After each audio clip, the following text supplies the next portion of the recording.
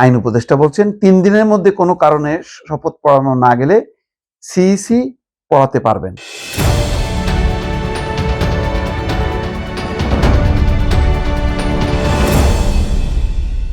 জটিল একটা অবস্থা। দেখেন যে নবনির্বাচিত এমপিরা কিভাবে শপথ পড়াবেন, এটা একটা জটিল প্রক্রিয়ার মধ্য দিয়ে যাচ্ছে।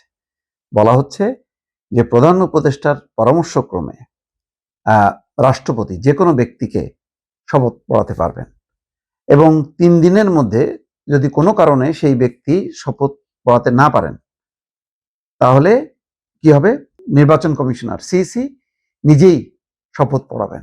বুঝতে পারছেন যে কত জটিল। এইমাত্র যেটি স্ক্রলে দেখানো হচ্ছে, কিছুক্ষণ আগে হয়তো নির্বাচন কমিশন এই ব্যাপারে একটি দিয়েছে যে নবনির্বাচিত এমপিদের প্রধান উপদেষ্টার পরামর্শক্রমে রাষ্ট্রপতি মনোনীত কোনো ব্যক্তি শপথ পড়াবেন। রাষ্ট্রপতি মনোনীত শপথ পড়াবেন কোনো ব্যক্তি। আইন উপদেষ্টা বলছেন ৩ দিনের মধ্যে কোনো কারণে শপথ পড়ানো না গেলে সিইসি পড়াতে পারবেন। তার মানে বুঝতে পারছেন যে স্পিকার এবং ডেপুটি স্পিকার না থাকায় স্পিকার শিরিন শারমিন চৌধুরী পদত্যাগ করেছেন, আর শামসুল হক টুকু ডেপুটি স্পিকার তিনি কারাগারে, তার নামে মামলা আছে, বিচারের অপেক্ষায়। এখন বিচারাধীন অভিযুক্ত কোনো ব্যক্তি তো আর শপথ পড়াতে পারেন না। এবং এখন যেহেতু নতুন চেতনার আলোকে ৫ই আগস্ট পরবর্তী গণঅভ্যুত্থান পরবর্তী একটা নির্বাচন, সেই নির্বাচনের এমপিদেরকে প্রথা অনুযায়ী স্পিকার বা ডেপুটি স্পিকার পড়াবেন, এটা গ্রহণযোগ্য হবে না।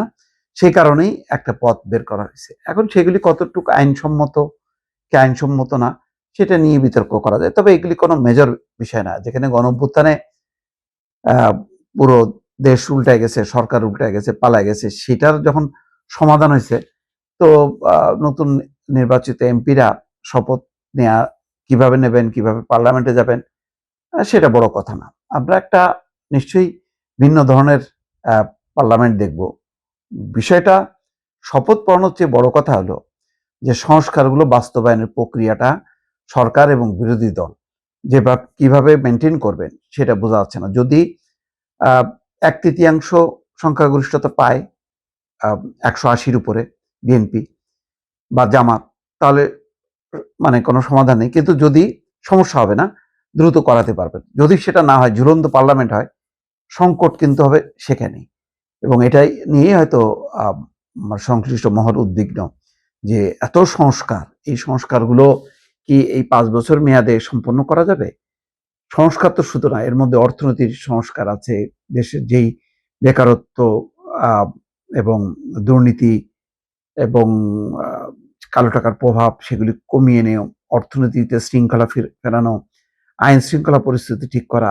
এটা সংসদ যদি একেবারে সরকার বিরোধী, এটা যেমন বলা হচ্ছে জাতীয় সরকার গঠন করার কথা, সেইটা মাথায় না রেখে সংসদ সদস্যরা মানে পুরো সংসদ যদি ঐক্যবদ্ধ থাকে তাহলে অনেক সমস্যার দ্রুত সমাধান হবে। তা নাহলে কিন্তু ওই শপথ পড়ানো যেভাবেই হোক না কেন, বলে না নাম যাই হোক না কেন, কামটা হচ্ছে আসল।